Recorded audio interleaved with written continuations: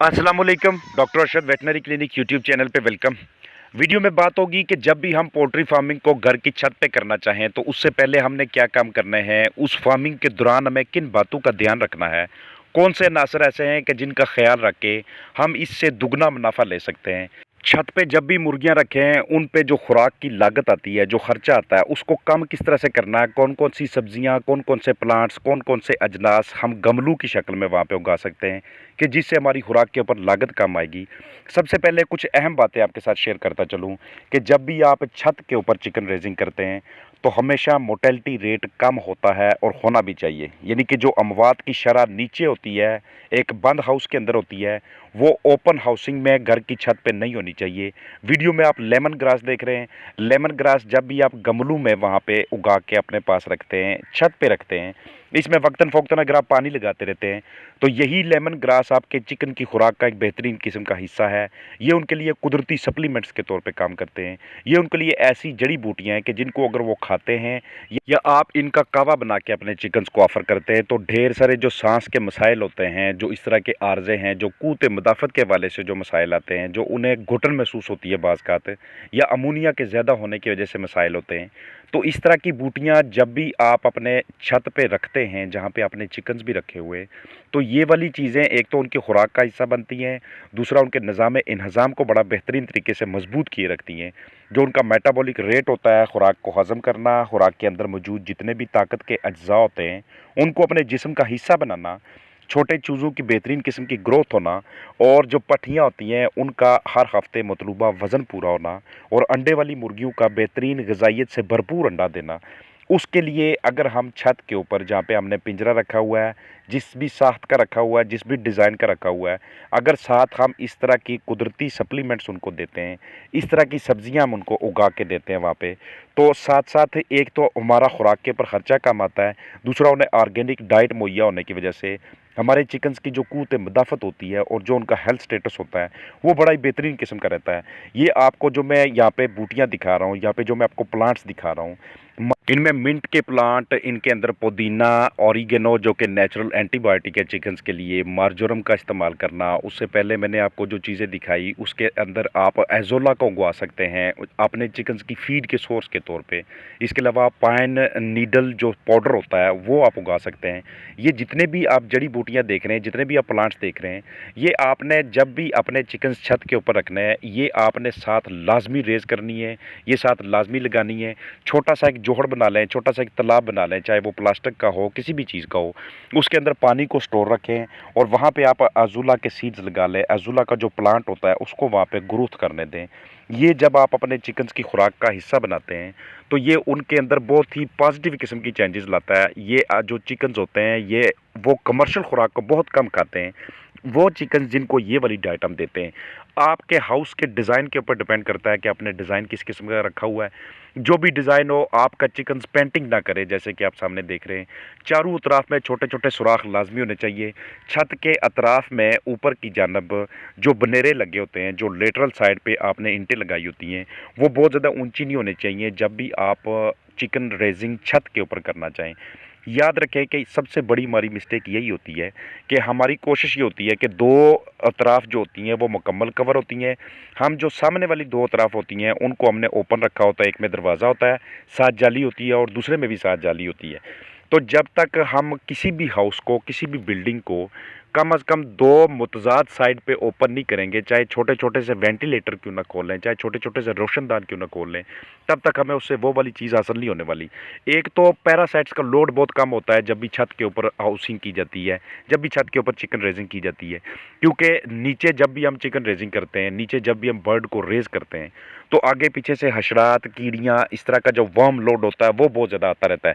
तो ऊपर की जानब चूँकि एक लिमिटेड सा एरिया होता है, सरफेस एरिया कम होता है, इस वजह से वहाँ पे बहुत ज़्यादा इन्फेक्शन रेट नहीं होता। अनटिल अनलेस के वहाँ पे कौवे आके, गटारियाँ आके, मुख्तलिफ़ अक़साम के जो जंगली परिंदे होते हैं, वो आके बैठना शुरू हो जाएँ, वो इन्फेक्शन को वहाँ पे लेके आएँ और उसकी वजह से वायरल या बैक्टीरियल या फंगल अटैक आगे होना शुरू हो जाएं। तो एक्चुअली जंगली परिंदों को वहाँ पे कंट्रोल करना है, जो आगे पीछे से बर्ड्स आके वहाँ पे स्टे करते हैं, क्योंकि जब भी वो बिठें करते हैं आपके चिकन्स के आगे पीछे, तो उन बिठों के ज़रिए जरासीम आगे पीछे मुंतकिल होना शुरू हो जाते हैं। आपके चिकन्स उस कबूतर की बीट के अंदर या कौवे की बीट के अंदर मुंह मारते हैं, या उनका पंजा वहाँ पे लगता है, और इन्फेक्शन का सोर्स जो होता है वो आगे चल पड़ता है।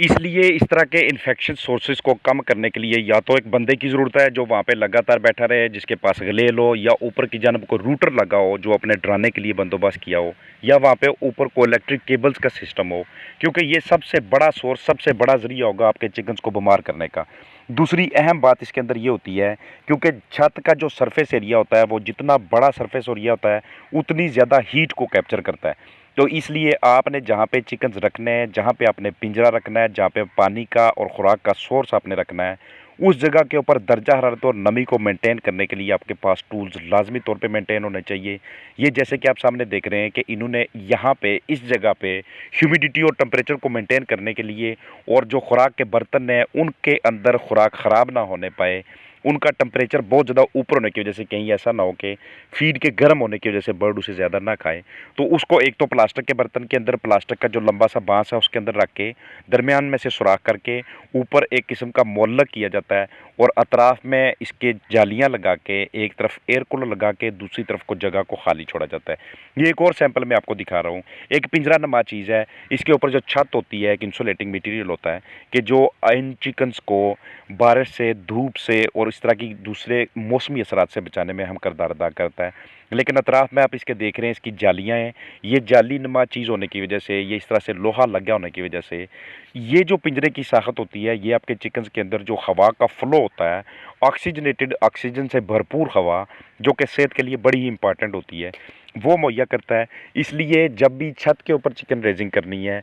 दोनों अतराफ से जो मतजाज होती हैं उनमें आपका एयर फ्लो होना बड़ा ज़रूरी है। ऐसा नहीं कर सकते कि दो बिल्कुल साइड बाय साइड जो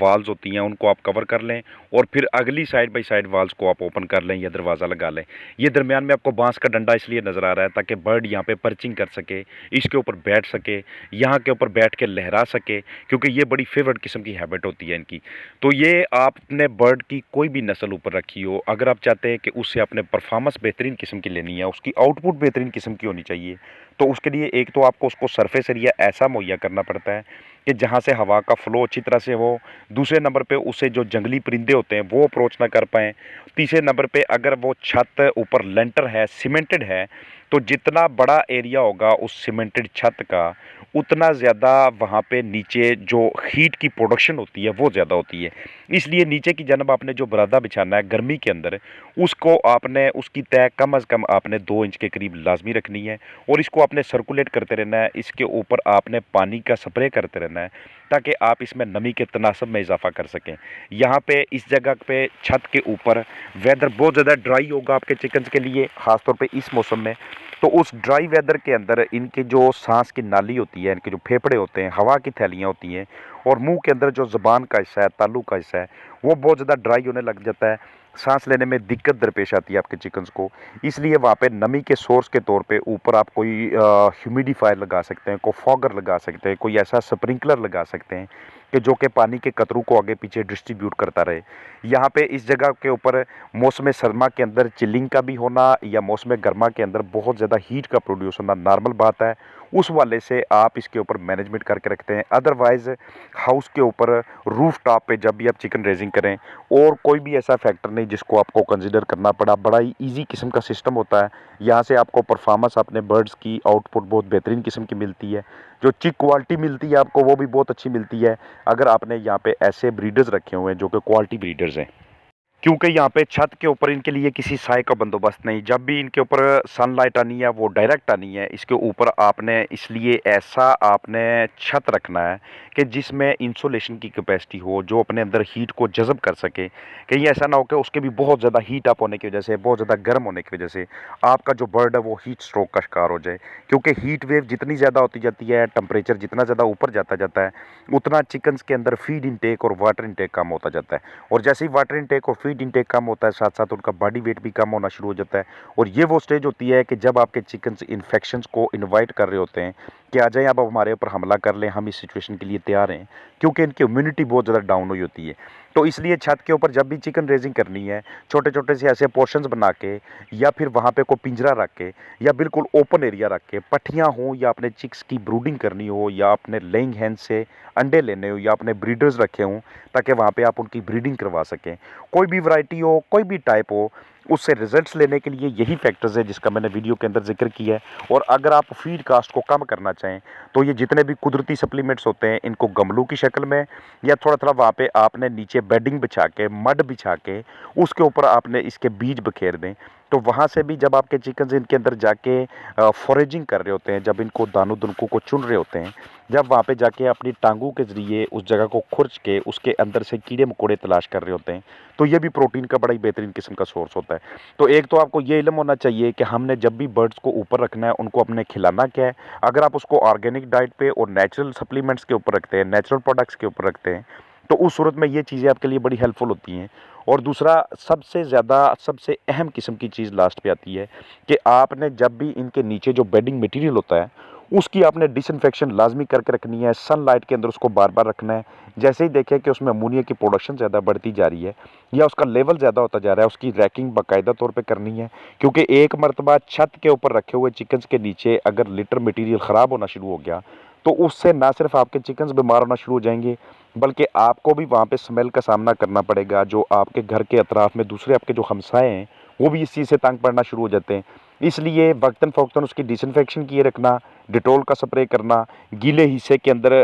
रैकर करना या पंजी का इस्तेमाल करना, ये आपके लिए बड़ा ही बेनिफिशियल होता है, बड़ा ही हेल्पफुल होता है। कोई भी पिंजरा आप इस्तेमाल करें, चाहे ये वाला जो मैं आपको सामने दिखा रहा हूँ, ये अपनी-अपनी बसात के ऊपर डिपेंड करता है। अपने-अपने नंबर ऑफ़ चिक्स पे डिपेंड करता है कि आप कितने बर्ड वहाँ पे रखना चाहते हैं। पट्ठियाँ हैं या उसके अलावा जो बड़े बर्ड्स हैं या ब्रीडर हैं, उसके मुताबिक उनकी तादाद के मुताबिक आप साइज़ को एडजस्ट करते हैं, हाउस को एडजस्ट करते हैं कि आप किस तरह का हाउस रखना चाहते हैं। तो ओवरऑल वीडियो में मेरा यही मकसद था कि जब भी आप छत के ऊपर चिकन रेज़िंग करें, ये बहुत ही बेनिफिशियल किस्म का स्टेप होता है, बहुत ही फ़ायदेमंद चीज़ है, बशर्ते कि आपको उन अनासर का इल्म होना चाहिए कि हमने इससे फ़ायदा हकीकी मानों में कैसे उठाना है। भरपूर उम्मीद है वीडियो आपके लिए हेल्पफुल होगी। अपना ख़्याल रखिएगा। फ़ी अमान अल्लाह।